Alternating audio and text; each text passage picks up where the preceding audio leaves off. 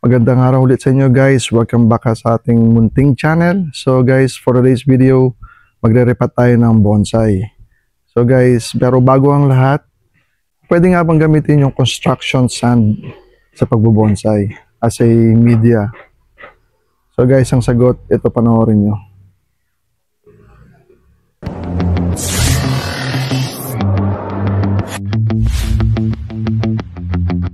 So guys, ito yung ating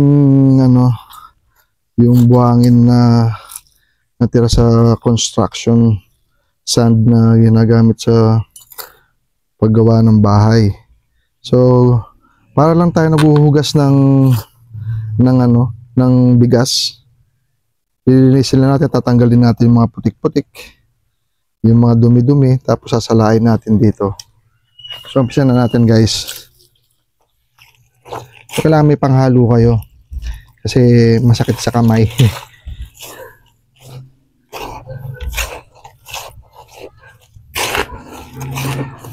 Kita nyo guys, puro putik. Hindi natin pwedeng diretsang gamitin ito sa bonsai. Magkakaroon ng waterlog. So matitira dito siguro wala pa sa kalahati.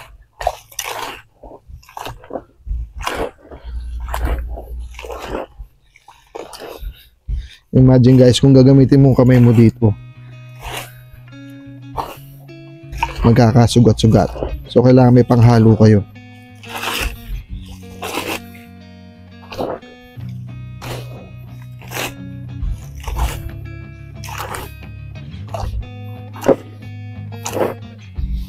Hanggang sa ilalim.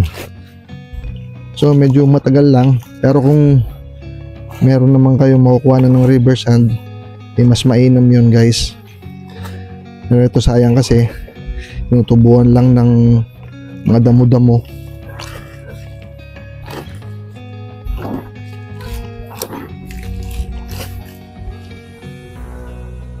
Okay guys, tapos para lang tayo naghuhugas ng bigas.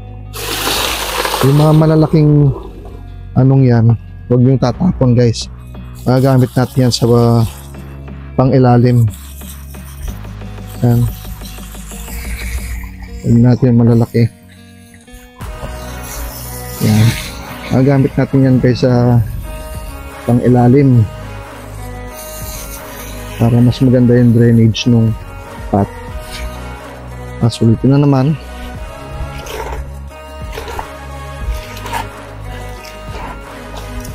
So kung ilang beses natin gagawin dito hanggat hindi luminaw yung kanyang tubig,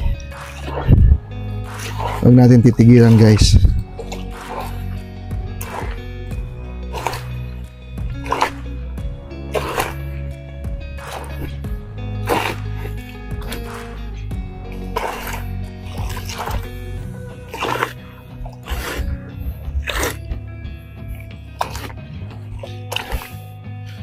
May putik yan guys, oh. Tapos ulit.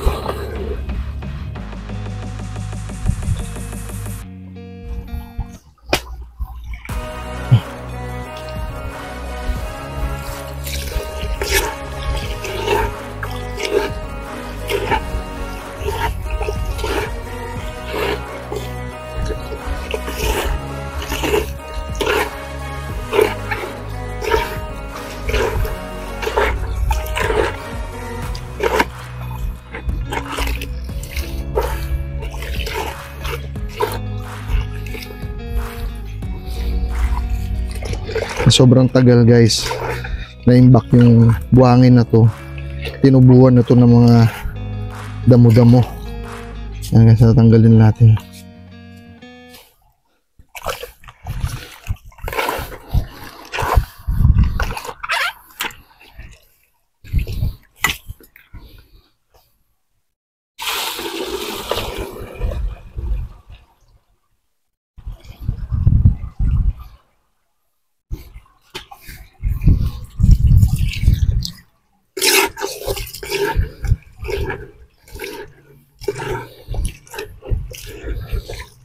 Tuloy-tuloy lang guys, para tayong naghuhugas ng bigas.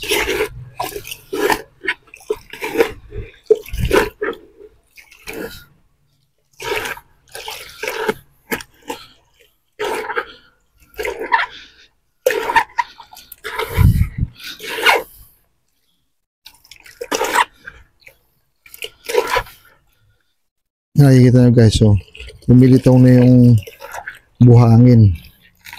Ayan, oh.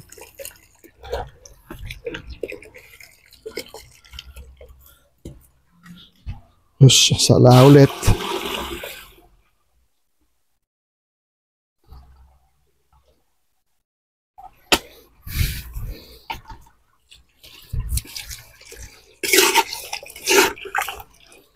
Ayan guys, so lumilitaw na.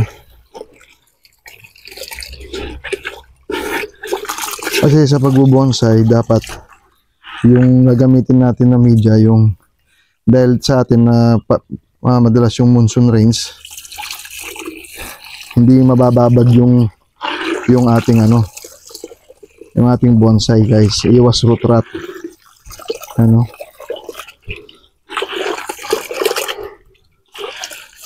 So pag ganito na yung nakuha nyo, pwede nang gamitin to guys. Yan. Haluan lang natin ng ng pumis. Yung nakuha natin na pumis dito, halo lang natin dito para mas maganda yung drainage.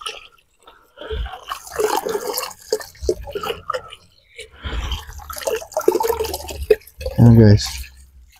So ngayon papakita ko sa inyo kung ano yung re-repat natin. So yung mga nakapanood, makikilala itong bonsai na to.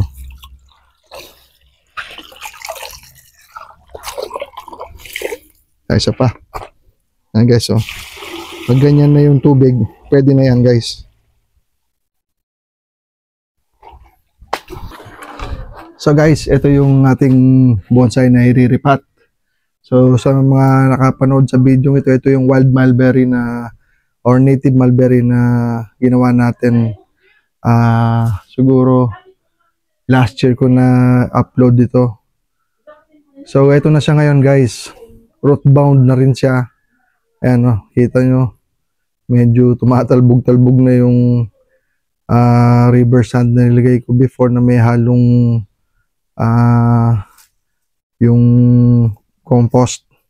Pero ngayon medyo ang gagamitin natin, ito na pala guys yung harvest natin na hinugasan na river sand. Yan. Ganyan na siya guys. Nahalo ko na yung pumis. Tapos yung pinaka sa ibabaw niya, ito. Naluwang ko na rin siya ng pumis guys. Yan na siya. Oh. Malinis na. So sa mga hindi nakakalam kung ano yung pumis, ganito yung pumis guys. So ganito yung pumis. So nakakabili ka nito online. Pero kasi may local supplier dito, so binili ko ito.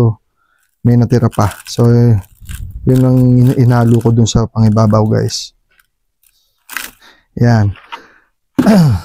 So nakikita nyo may mga brown, may mga brown na sa dulo yung puno na senyales na root bound na siya, nahirapan na mag-drain yung tubig.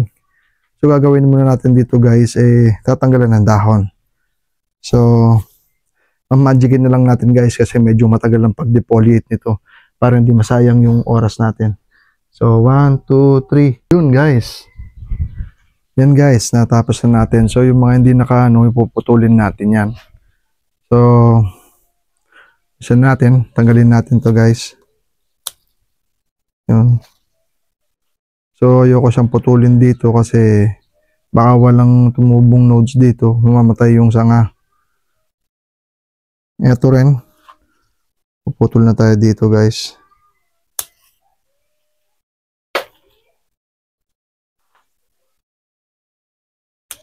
Yan. Ito, urong lang natin ang konti dito. Yun, tapos putol dito.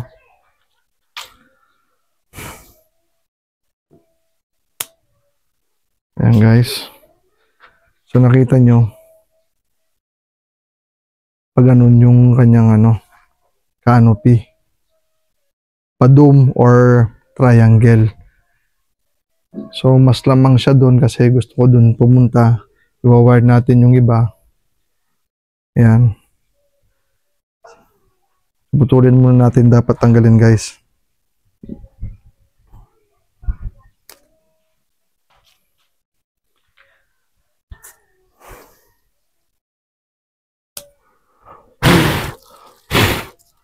Yan na. So ayan guys, nagkaka-twiggings na siya.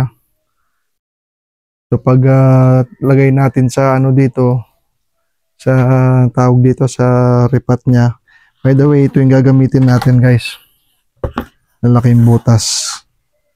So linakihan natin kasi gusto natin ma-develop pa ito. Kung lalagyan natin naman ulit sa ganitong maliit, mabagal. So magwa-wire lang tayo ng ibang branches guys. So ito, tingin ko dito. Lalagay ko siya dito. So wire natin guys.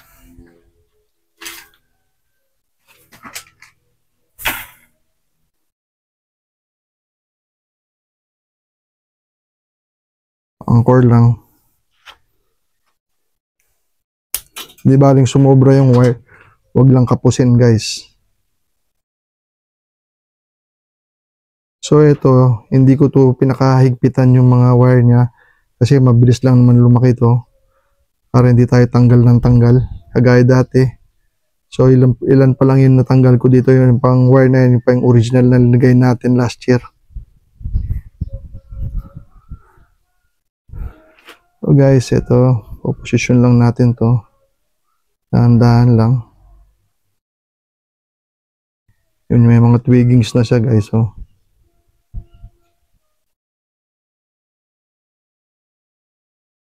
rin lang natin konti yung ano niya.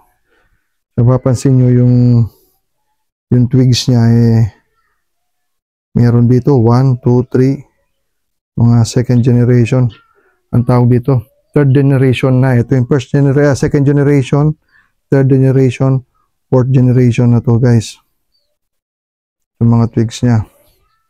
So yun, dito siya nalagay. Sa taas naman, ito guys, lagay natin dito yung front branches niya dito kasi nasa taas na siya. Yan.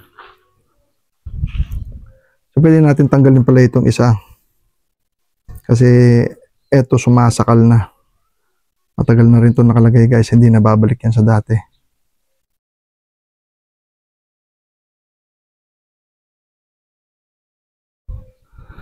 So bakit nga pala natin tinanggalan ng dahon bago i-repat guys? Pag may dahon yan, nirepat mo yan, kinalkal mo itong roots niya, magkakaroon ng ang tawag dito, madidehydrate siya mabilis kung di tatanggalin yung dahon.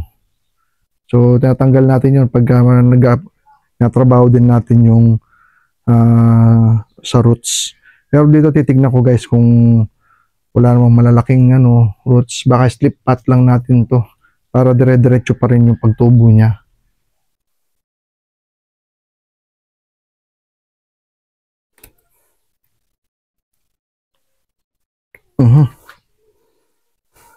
So ito guys, huwag natin disregard itong mga ganito, magagamit pa natin to.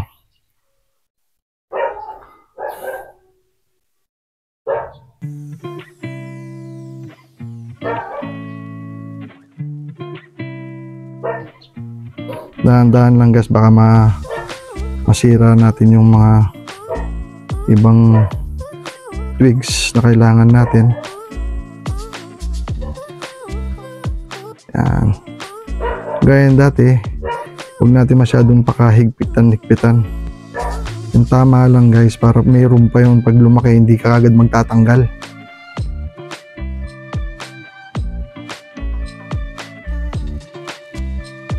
Yan. So ito, dito yung front, niya, huwag natin yun, laruin lang natin guys. Yun.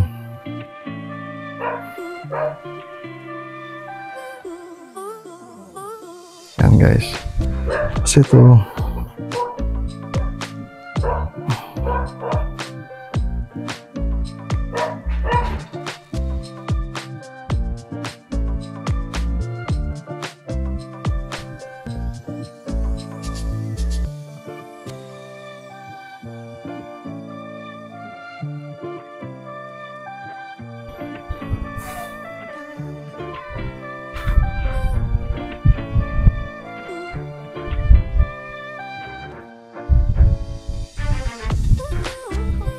Yan. Ito yung apex niya ulit. Gagawa tayo ulit dito ng apex.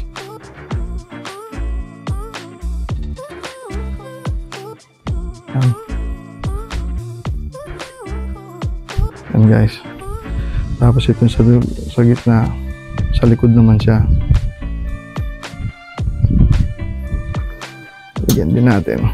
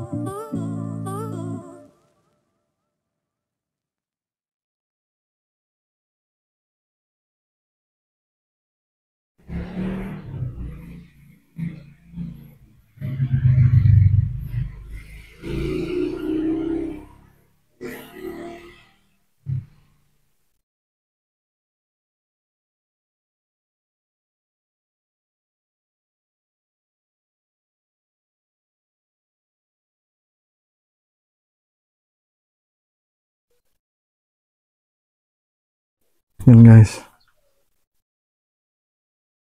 Malang natin sa likod. Ito wag muna natin wire.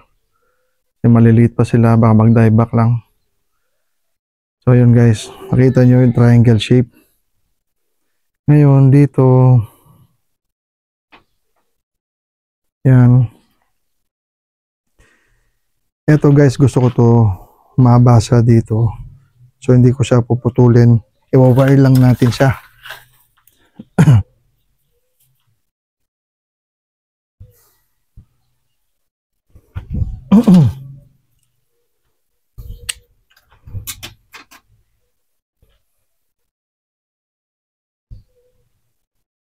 So anchor lang natin siya.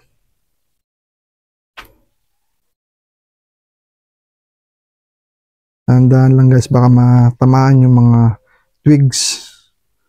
Kasi ang hirap magpa-twigs talaga, matagal.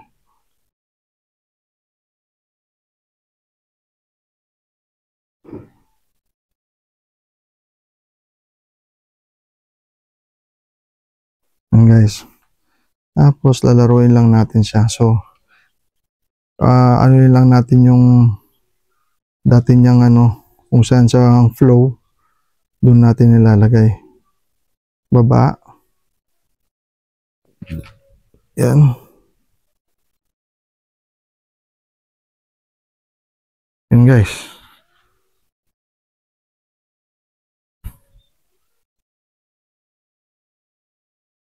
Ito, dito natin lalagay guys. So, kuha tayo ulit ng wire.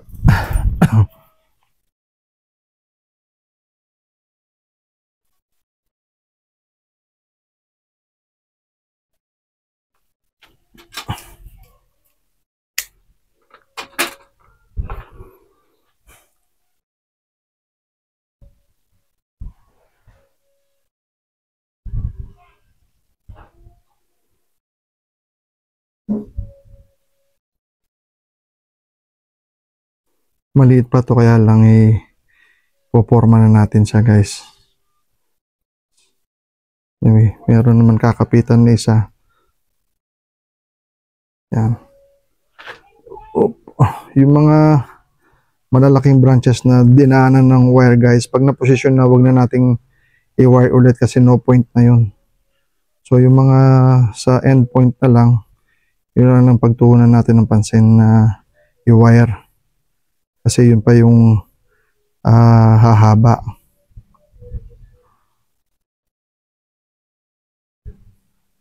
And guys, eto dahan-dahan lang, bababa lang natin.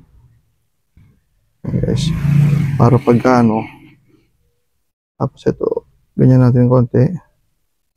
Ayan. Taas, baba.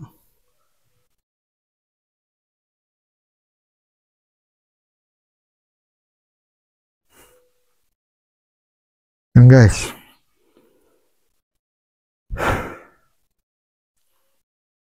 Ito yung back niya. Tapos,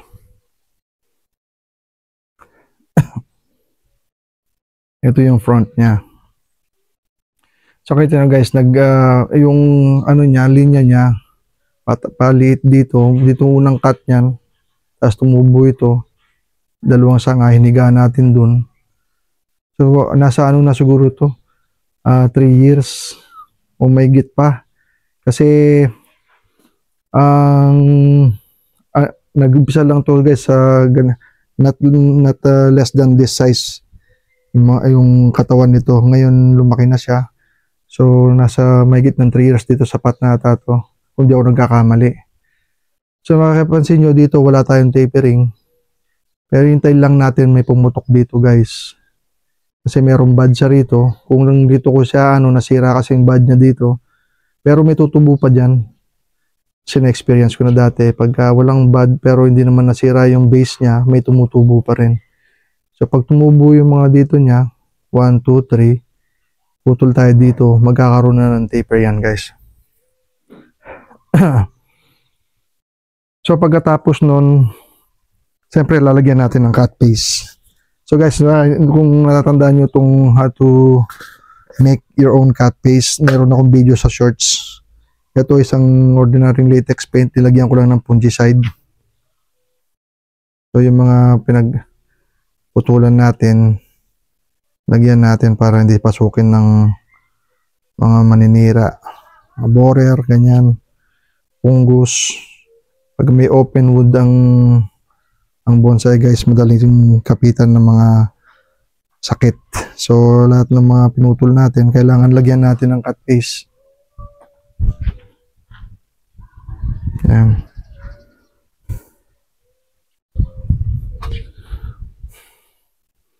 So makikita nyo ito sa aking channel na kung paano siya nag-umpisa, ilang branches lang.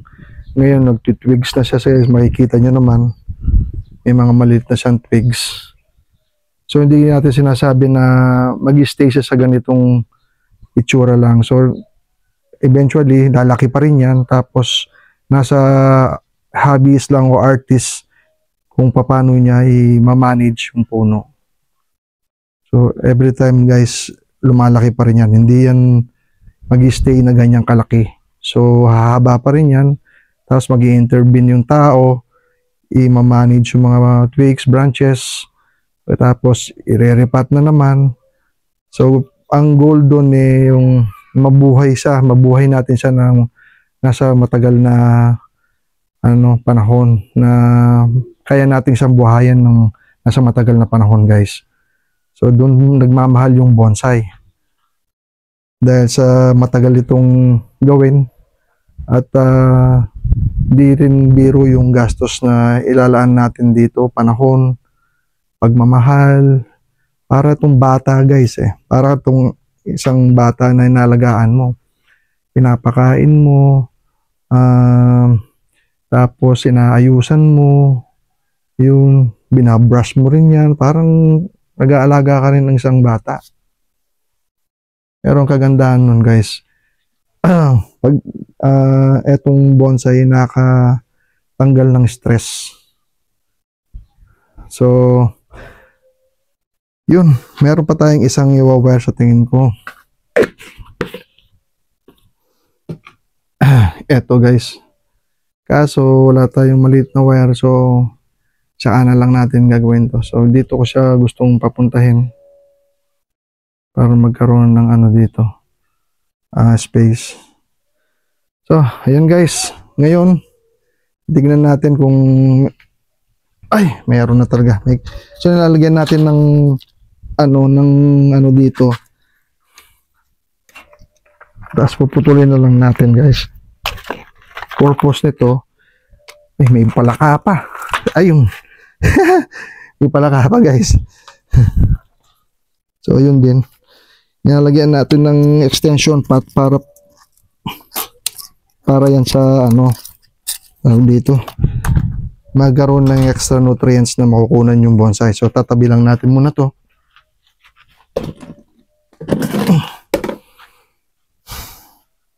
Yun, mag-asawang palaka, mayroon pa. So nakalagay dito din guys, river sand, pero may halo itong na compost. So, titignan natin ngayon kung ano natin tatanggalin to.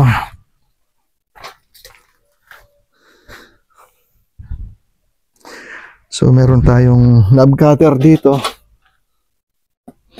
Siyempre, tatanggalin natin yung malaking ugat na pag hinila natin yung puno, eh matatanggal talaga siya.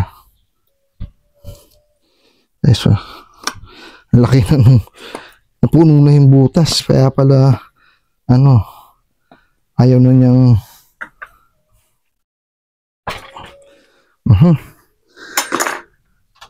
So, ito, gawin natin, may karit tayo dito. Improvise. So, para madali siyang bunutin, guys.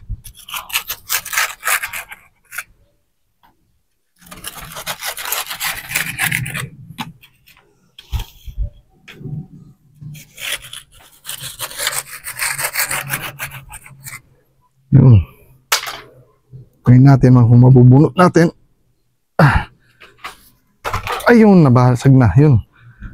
Yun guys, sobrang tagal na kasi itong pot na to. So, nabasag na siya. Sayang guys. Yun. Unang gawa ko ng pot yan.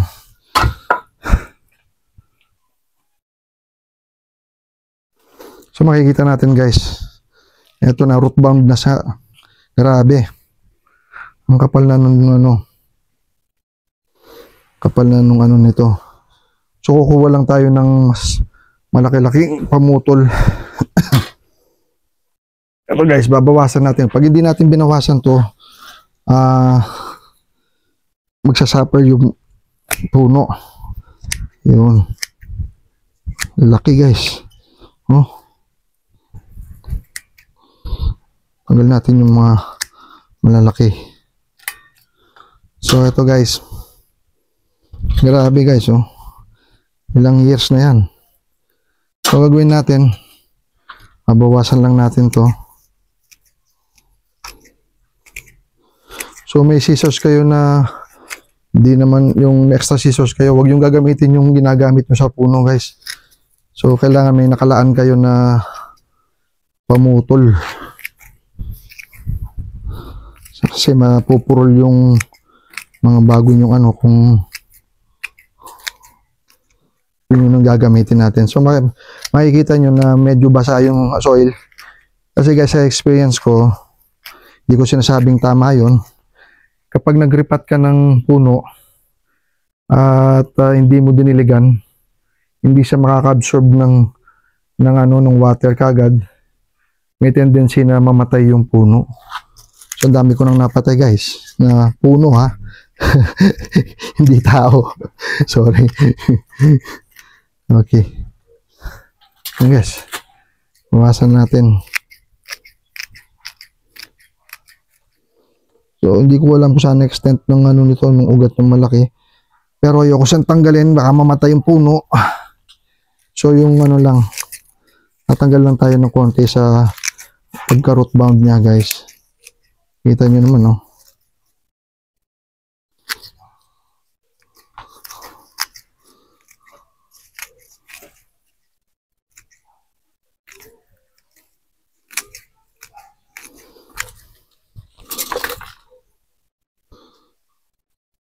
Yun. So guys, ito. Kita na natin yung pinakamalaki. Pwede nating i-cut yan. Yun. Kita nyo guys, Hindi natin kailangan to. Yung kailangan natin yung mga mapipinong ugat guys. Yun guys. So bawasan na natin.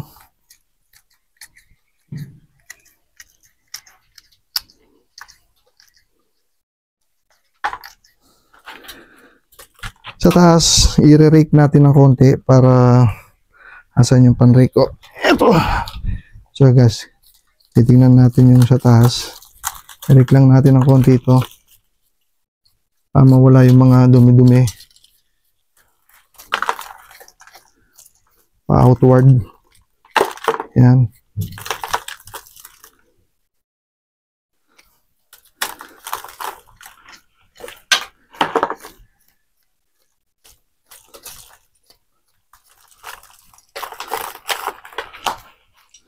Tapos ito guys, isisilong natin sa partially shaded area.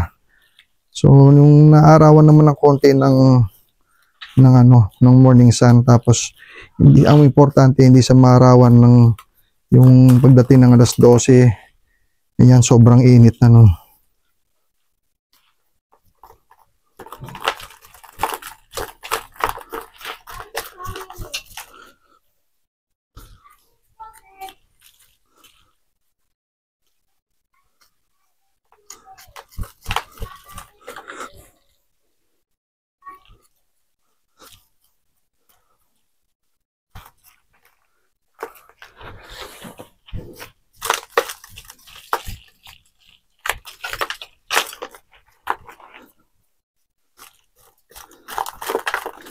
Yan. So yan guys. Putulin na natin konti ito. Mahabang malaki. So hindi natin siya isasagad ng tatanggalin lahat ng ugat. Kasi guys, ang dami ko nang napatay na laman. Saka gaya sa mga master sa ibang bansa, iba po yung klima sa Pilipinas. Hindi katulad sa temperate regions, iba. So pag binerot mo to, kung wala kang pang ICU, patay ito. Pero sana hindi naman dahil napakatagal na sa akin ito guys. So tabi na muna natin. So ito na guys, lalaki ng butas oh. Para maganda yung drainage. Ngayon ito sinasabi ko. Ito guys, yung malalaking bato na nakuha natin doon sa construction sand na tilinis natin kanina. So lalagyan lang natin to sa bottom. So ayaw nating matapon lang yung maganda yung drainage niya. Tanggalin natin mga dumi-dumi. Yan guys. So tapos lalagyan na natin siya ng yung ilinis natin na sand.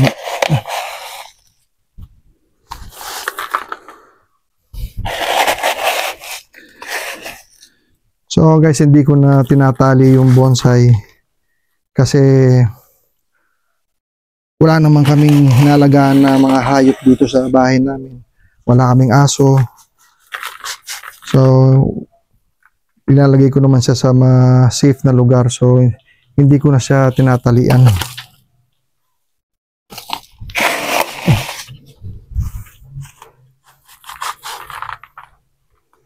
Yan, paumbok lang guys.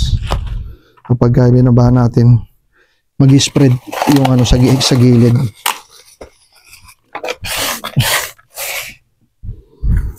Yun. So tingnan natin. Pesto natin to. Yun guys.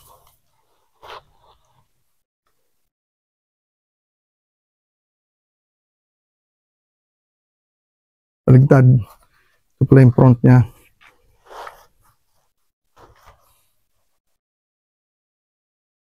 Yan guys. Okay na. Ang gagawin natin ngayon, lalagyan na natin ng river sand. So meron akong ginawa dito na nalo yung pumis. So lagyan natin sa taas.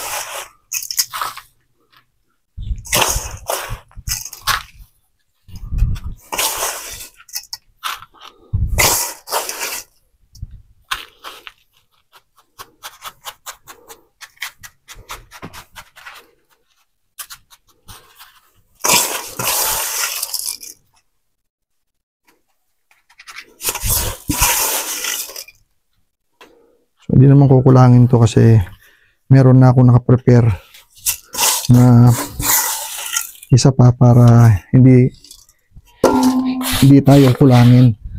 So sa gilid, press lang natin ang konti sa gilid guys para walang hangin.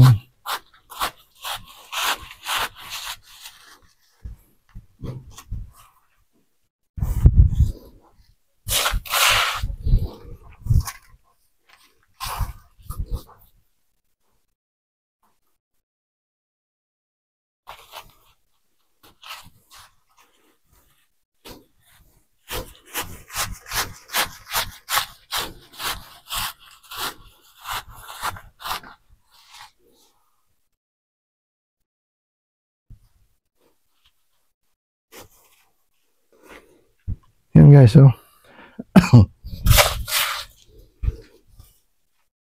konting pagtsatsaga, meron na tayong sariling bonsai. So matagal din bumuo ng isang bonsai, 3 years, minsan di pa tapos pagdating ng 3 years. So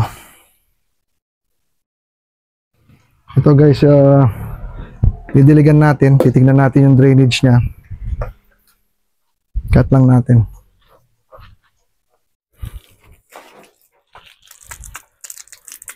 So diligan lang natin guys.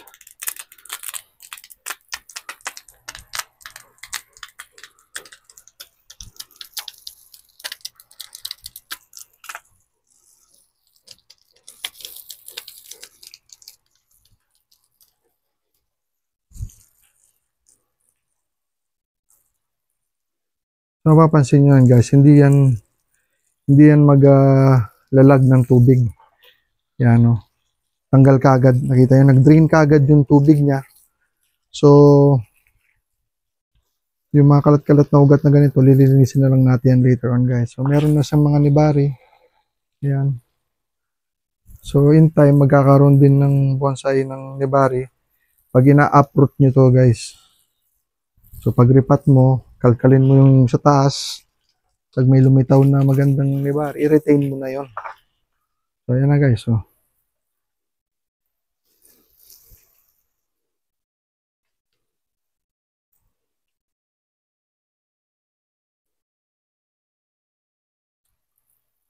So guys, sana may natutunan kayo sa video ito. Nakarating na naman tayo sa dulo ng ating video. So guys, yun sa mga baguhan na kagaya ko, so ganun.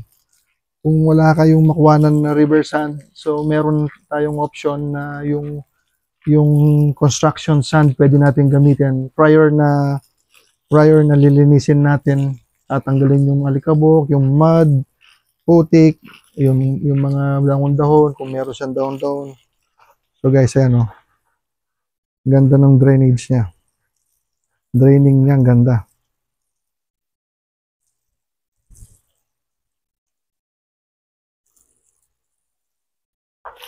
Ayan o. Tanggal kagad yung tubig. So yun yung goal natin sa ganitong lugar sa halimbawa sa mga tropical countries na laging ulan ng ulan. So hindi mabubulok yung ugat natin kasi mabilis mag-drain yung media natin.